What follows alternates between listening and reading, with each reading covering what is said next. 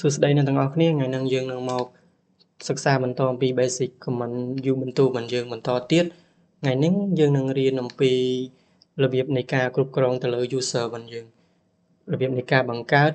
ការផ្ដល់ permission ឬក៏ផ្ដល់ជា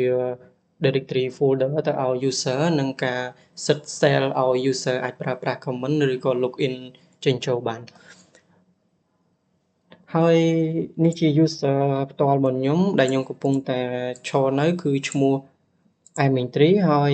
នេះគឺជា directory របស់ខ្ញុំឈរនៅ home ហើយនឹង user របស់ខ្ញុំ admin3 ហ្នឹងហើយឥឡូវយើងចូលទៅរបៀបនៃការបង្កើត user ទាំងអស់គ្នាយើង command sudo ជា root ហើយយើងប្រើ user add បង្កើត user ហើយ -m -m ហ្នឹងគឺជា permission មួយដែលផ្ដល់ជា directory home directory directory ទៅឲ្យ user ហើយយើងមាន -s មួយទៀតដែលផ្ដល់ជា cell សម្រាប់ឲ្យ user ប្រើប្រាស់ command បានហើយ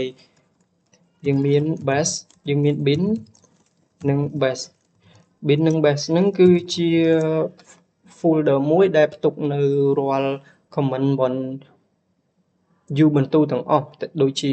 cd ការចេញចូលការ list ទៅលើ file folder អីចឹងទៅអូខេបន្ទាប់ពីយើង set permission ហើយយើងធ្វើការដាក់ឈ្មោះរបស់យើងខ្ញុំធ្វើការដាក់ឈ្មោះរបស់ខ្ញុំ 3 ហើយ su35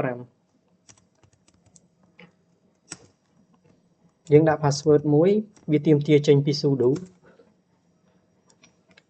ខេការបង្កើត user របស់យើងបានជោគជ័យហើយឥឡូវហ្នឹងយើង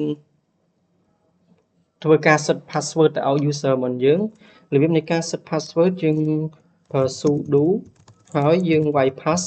wd wd ហ្នឹងគឺ password ហ្នឹងហើយឈ្មោះ user របស់យើងមក 3su35 យើងធ្វើការដាក់ password ចូលមួយទៀត password ពីរហ្នឹងត្រូវតែដូចគ្នានេះការ update password របស់យើងបានជោគជ័យហើយអូខេបន្ទាប់ពីយើងបង្កើត user ហើយឥឡូវហ្នឹងយើងធ្វើការ log out ពី user ចាស់នេះហើយយើង log in ចូលទៅក្នុង user ថ្មីរបស់យើងដោយ command មួយឈ្មោះថា su តមក dash ហើយ user របស់យើងសម្រាប់ command su របស់យើងនេះគឺមានន័យថាម៉េចគឺ switch user ហើយ dash ហ្នឹងគឺការ log in ចូលទៅក្នុង user ថ្មីរបស់យើងឈ្មោះថា 3su35 ហ្នឹងឯងតោះមកយើងដាក់ password ចូលមកដាក់ password ថ្មីដែលយើងបានដាក់ឲ្យ user របស់យើងអូខេអ្នកទាំងអស់គ្នាឃើញនៅខាងមុខ command Ubuntu របស់ខ្ញុំគឺឈ្មោះរបស់ខ្ញុំហ្នឹងហើយជា user ដែលខ្ញុំបានបង្កើតមិញឥឡូវដើម្បីឲ្យច្បាស់យើងធ្វើការសួរវាមក who am I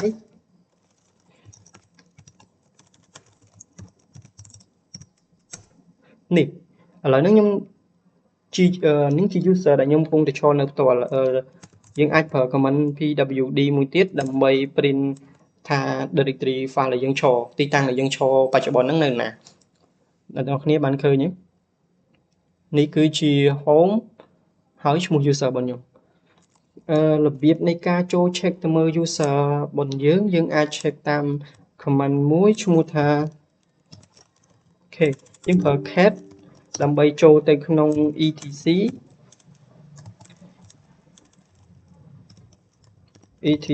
តមក password របស់យើងហ្នឹងហើយ get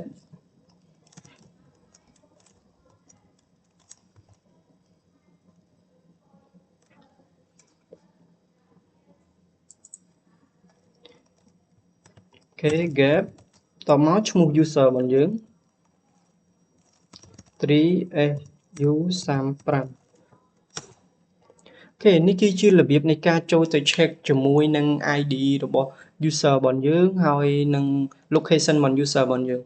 នេះអ្នកនរគ្នាអាចមើលបាននៅក្នុង home ហើយ user របស់ខ្ញុំដែលអាចប្រើ cell base bin command នេះបានហើយអូខេដើម្បីបញ្ជាក់ថាយើងអាចបង្កើត folder នៅក្នុង user នឹងបានអត់ឥឡូវខ្ញុំនឹងធ្វើការ test ជាមួយ user ឲ្យអ្នកនរគ្នាមើលឥ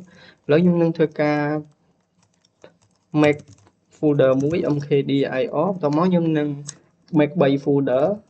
okខ្ញុំដាក់ថា test ហើយខ្ញុំដាក់ថា1 2 3ឥឡូវយើងលីសមើលមកនេះអ្នកទាំងអស់គ្នាឃើញថាយើងអាចប្រើប្រាស់ជាមួយនឹងcomment ដែលអាចឲ្យ full user របស់យើងអាចចេញចូលបង្កើត directory អីបានហើយឥឡូវខ្ញុំធ្វើការចូលទៅក្នុង test 1 test 1